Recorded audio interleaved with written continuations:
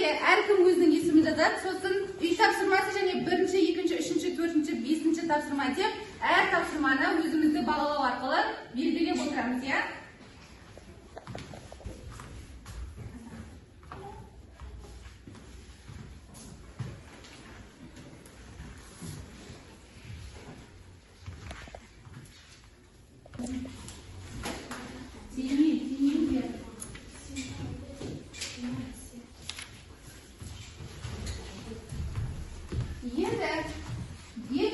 Тапсырмасынан бастаймыз.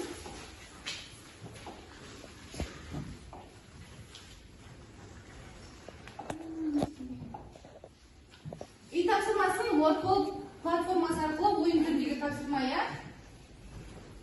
Қол көтеріп шығамыз.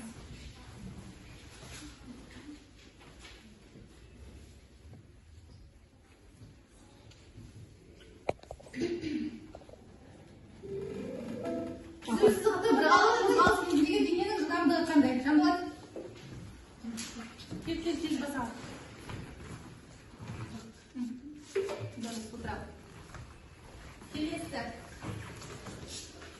Түзу сызықты бір қалыпсыз қозғалыс кезінде жылдамдық қайыз. Бір қалыпсыз қозғалыс. Өсет немесе түйміз. Келесі. Қандай физикалық шамамен жылдамдықты бір қалыппен қозғалыс секундтар? Апай.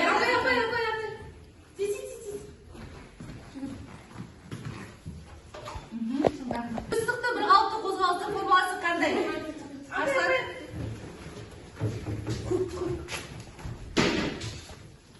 Дұрыс. S квадрат болып біткен шарт. Келесі. Қалыпты қозғалыс кезде дененің жүрген жолы қалай есептеледі? Тағы басқа. Асанайы. Бір қалыпты қозғалыс кезінде. Дұрыс, жылдамдық өзгермейді. Келесі. Сызықты бір қалыпты қозғалыстың өлшем бірлігі.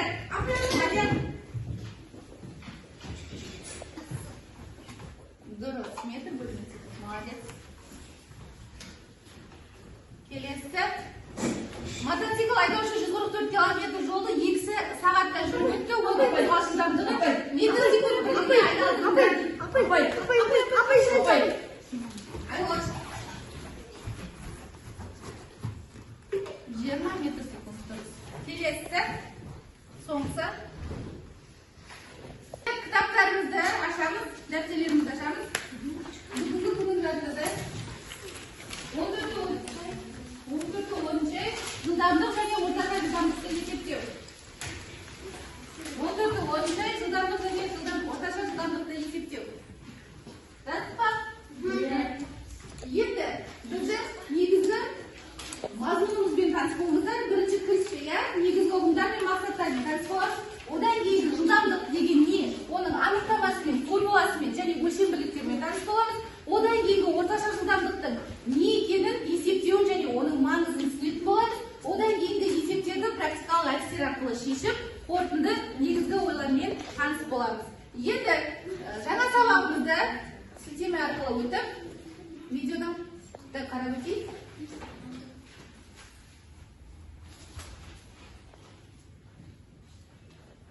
Егер дене тең уақыт аралығында, тең аралықтан өтсе, біз ол тұрақты жылдамдықпен қозғалады деп айтамыз. Өткен аралықты шығындалған уақытқа бөле отырып, біз дене жылдамдығын есептей аламыз. Жылдамдық секундтағы метрмен, сағаттағы километрмен, сағаттағы теңіз милясымен, сағатына милямен және тағы басқа өлшемдермен беріле алады.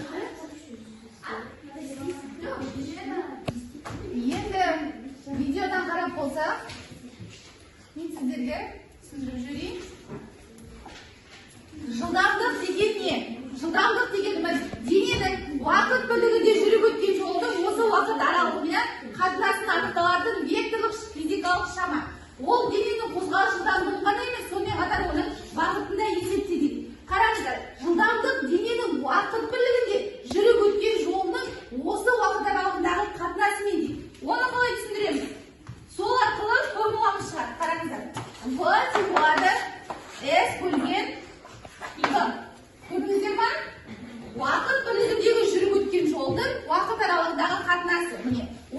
бірлігіндегі жүріп өткен жолдың уақыт аралығына кеткен қатынасына тең. Мына сызық нені білдіреді бізде? Бөлуді білдіреді, яғни қатынасы деген сөз. Білеміз ғой, в тең в-да с бөлінген. Мұндағы в дегеніміз не? Жылдамдық. Немен бірге жазба отырыңыздар? Жылдамдық. S дегеніміз? S дегеніміз не? S дегеніміз ағаш. Немесе жол. Q дегеніміз уақыт. Енді өлшем бірліктерін жасайық. Жылдамдықтың өлшем бірлігі не болады? S бөлінген G. Жол яғни уақыт. Сонда метр бөлінген секунд. Ал жолдың өлшем бірлігі? Метр. Уақыттікі? Секунд. Жазып ала алыңыздар.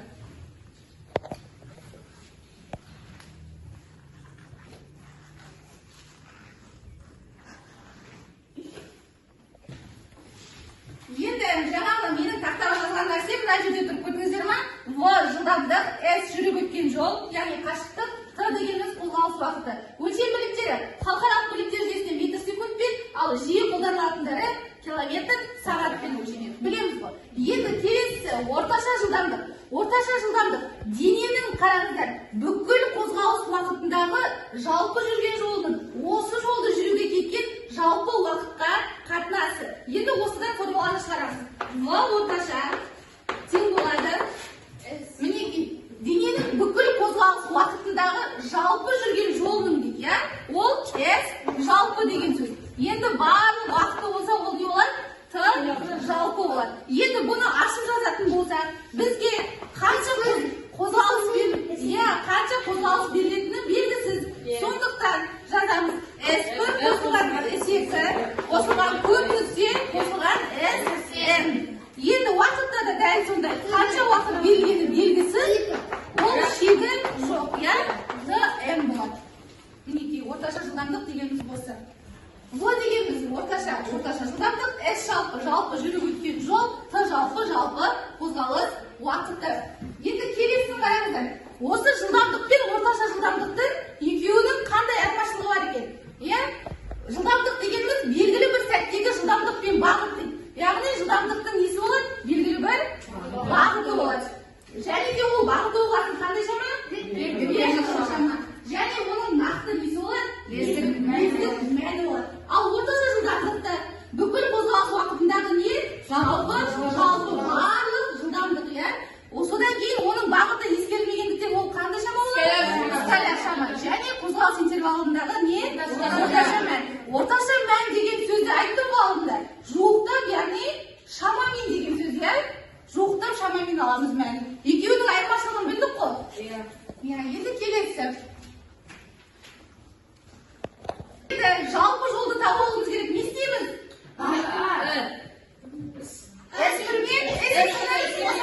Бізде жолымыз қанша? 4 километр және 3 километр. Осыларда 7 километр шықты. Енді жалпы уақытты тауып қанша минут? 15 минут және 20 минут. Үшеуі болса 45 минут шықты. Енді орташасын табу үшін жалпы жолымыз 7 километр ғой. Соны неге бөлеп 45 минутты секунд айналдырамыз. Қанша? 0,75 сағат. 0,75 сағат. Оны неге елемендеген тең болады ғой. Бұл не? Шамамен жуықтап деген сөз. Көрдіңіздер ме? Шамамен 9,33 километр бөлінген сағатқа тең. Сонда жаңағы айттық қой. Жылдамдықтың негізгі мәні тұрақты болады, лездік мәні бар. Ал орташа жылдамдықтың шамамен жуықтап тең, оның лездік мәні болмайды. Енді келесі практикада қолданылуы. Автокөлік жүргізуде жылдамдық шегін сақтау, яғни сапар уақытын жоспарлау дейді. Біз машинаны көлікті жүргізген кезде білеміз ғой, өзінің шамамен өзінің несі болады? Жылдамдығы болады. Сол сияқты ғарыш кемелерінің де ұшу траекториясында өзінің орташа жылдамдығы болады. Спортшылардың да жарыс кезінде әркімнің өзінің несі болады? Орташа жылдамдығы болады. Ауа райын болжаған кезде де желдің жылдамдығын өлшеу үшін де осы орташа жылдамдықты қолданады. Енді тапсырма орындап бастаймыз. Симуляциялық программа көмегімен тақырыпқа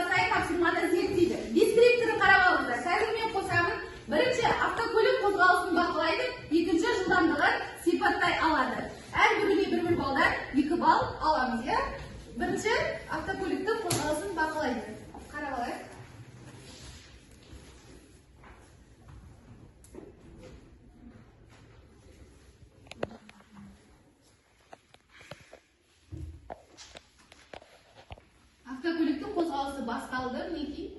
Қазір қай жерге дейін тоқтайды, сол жердің жылдамдығын табатын боламыз, иә?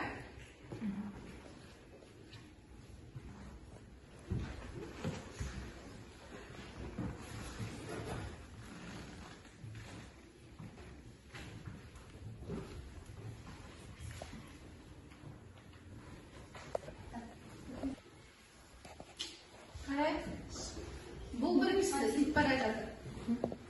Қазір екінші қосылады.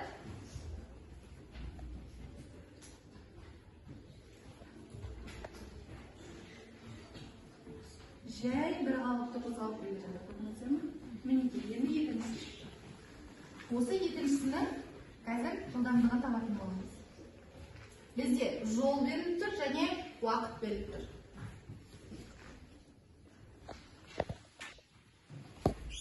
Мына екінші жолды жылдамдығын табатын боламыз, иә? Мінекей, қанша жолда, қанша уақыт аралығында, ал есептей қойыңыздар. Дәптерлеріңізге тез есептей қойыңыздар.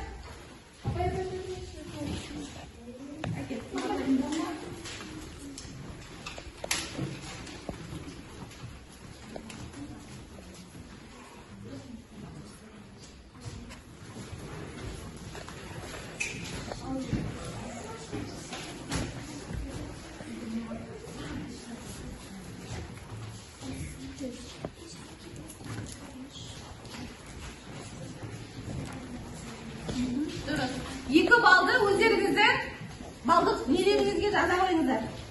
Бағалау парақтарыңызға. Келесі. Сразу басқа кетпеңдер. Енді келесі тапсырмамыз жиі көмегімен берілген тапсырманы орындайды деп. Қараңыздар, жылдамдық дененің белгілі бір уақыттағы қозғалыс шапшаңдығы. Дұрыс па? Иә. Орташа жылдамдық бүкіл жолды жүріп өтуге уақытқа байланысты есептеледі. Дұрыс па? Иә. Ондай уақытты білу керек дейді. Иә. Жылдамдық векторлық шама. Орташа жылдамдық бүкіл қозғалысты сипаттайды. Иә. Ол дұрыс. Енді осы берілген жиі көмегімен яғни тапсырманы орындаймыз. Бірінші тапсырмада жаяу адам 1 сағатта 5 км жүрді, оның жылдамдығын анықтайды. Ауызша қанша болады? 1 сағатта 5 км. 5 км сағат. Иә, оны қалай табамыз? 5-ті бірге бөлеміз. Дұрыс, ол оңай.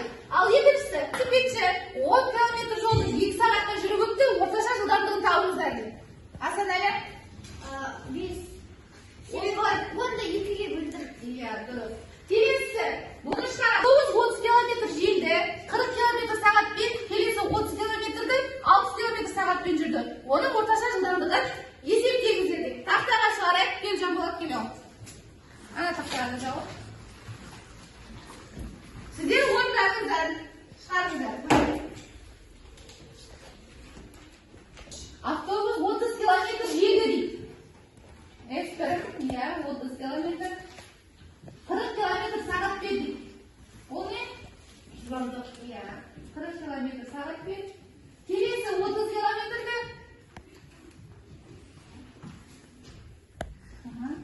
30 км. Табу керек орташа жылдамдықты. Табу керек. Ашына распет табу керек. Қоштап түзеу болсын. Мына жерге жасалып. Табу керек.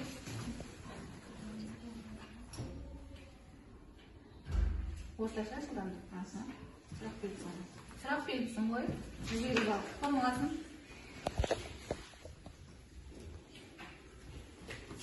Иә, енді бізде не жоқ? Бізде уақыт жоқ. Иә, оны табу үшін. Тесті жылдамдықты көреміз. Иә.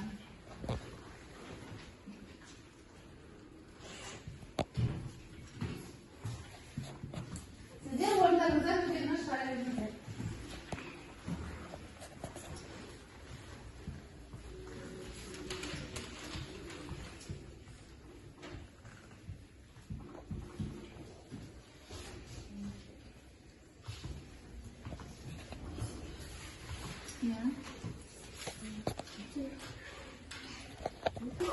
Вот оборот плюс. Что уже сразу? Я.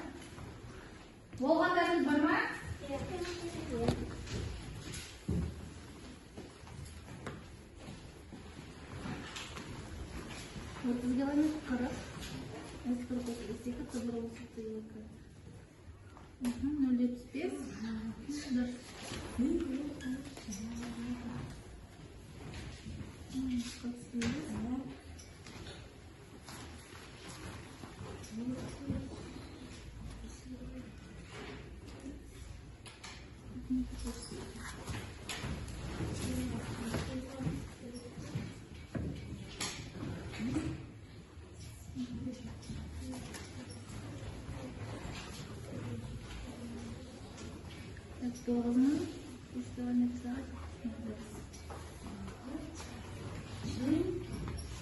Там болады, сенен бұрын бәрі шығарып тастап тұр.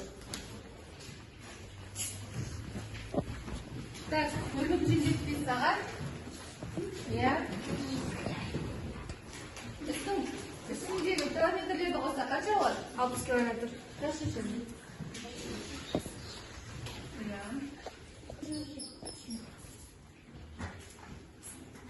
Сен болады? Тең болады.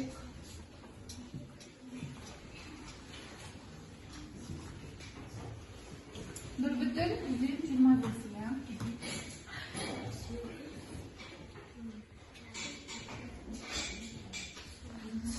Вот 48 километр сағат екен. Отырал. Енді келесі сергіту сәтін ұйымдастырып жібереміз. 1-ден 9-ға дейінгі санды кезек-кезегімен айтамыз. 10-ға келгенде сол адам отырады, иә? Тұрайық бірінші барлығымыз. Бастай. 1, 2, 5, 6, 7, 8, 9, 10.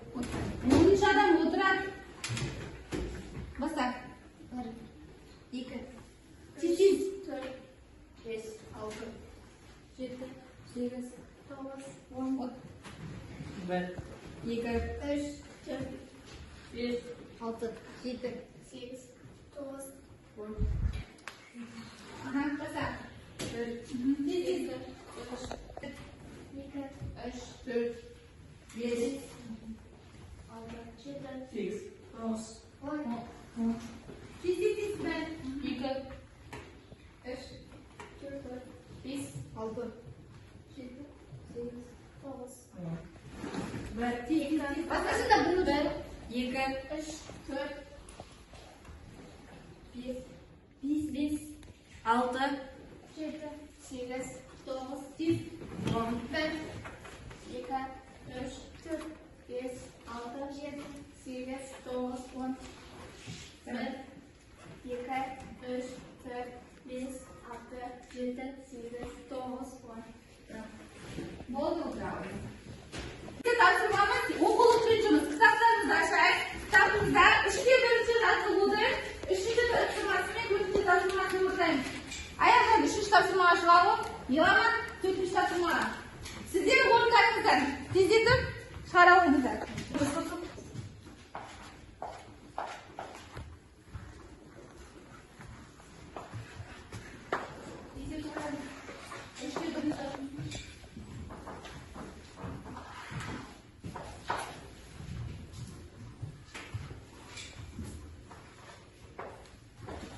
Бірінші атылы үшінші.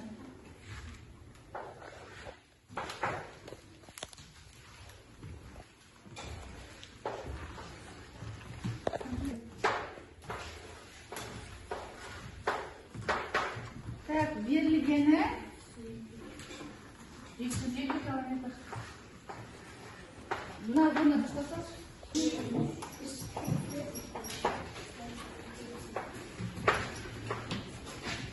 Есепке қаяда?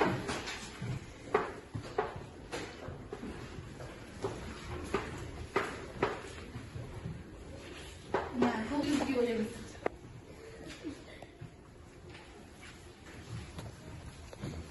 Болды.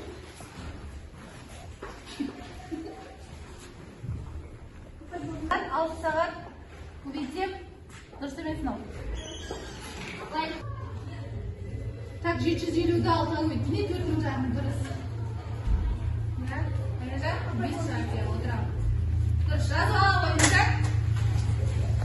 Тапсырмамыз функционалды сауаттылық тапсырмасы. Сіздерге мәтін беріледі. Қазір мен сіздерге таратып шығамын. Сол бойынша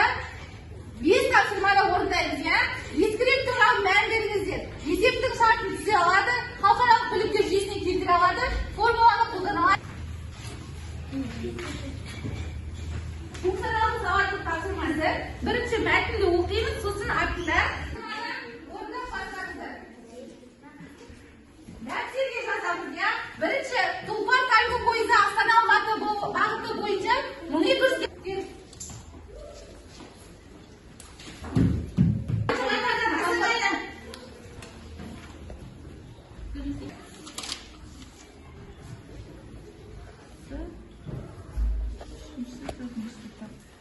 Так, бір-бірден, иә, ал бірінші қатарда және кәтілеу.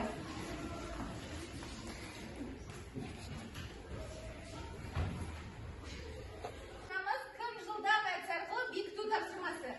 Яғни, мен мына жердегі сөйлемдерді оқиын, сіздер жылдамдық немесе орташа жылдамдық деп жауап бересіздер, иә? Тез кеттік. Автомобиль 3 сағатта 180 км жүрді. Оны бүгін қозғалыс секундта елу шаман. Орташа жылдамдық. Неге ол алдып тұр? Әрбір секундта. Дұрыс. Пойыз 120 км жолды 2 сағатта жүріп өтті. Бүкіл жолды есептелген сипаттама жылдамдық. Дұрыс. Қос жаяулықта әрбір секундтағы қозғалыс шапшаңдығын көрсететін шама. Неге ол? Себебі әрбір секундта деп тұр. Түсінікті ма бүгінгі сабақ? Енді келесі түсінікті болса рефлексия жүргізейік. Мен білдім, мен қиналдым және мен қолдана аламын. Бір оқушыдан жауап бере алайық. Жәнеке, сен бүгінгі сабақта не білдің? Мен бүгінгі сабақта жылдамдық уақыт бірлігіне не бола екенін білдім.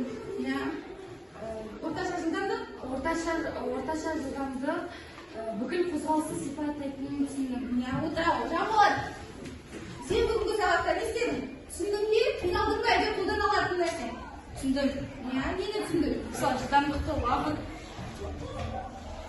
уақыт бөлшек. Қатардан Нұрбек Тұрауы. Бүгінгі сабақта нені білдің? Әлде қиын болған нәрсе бар ма? Жоқ.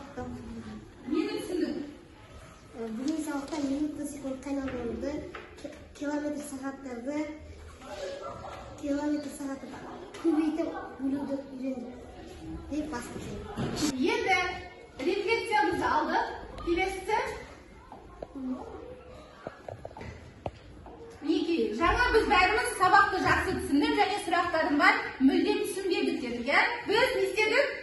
Сабақты жақсы түсіндік. Рефлексия жүргізіп болдық. Ендігі үй тапсырмасы. Тақырыпты оқу, оқулық соңындағы сұрақтарға жауап жазу, жаттығу есептері. 3-те 1 жаттығуды аяқтап келеміз.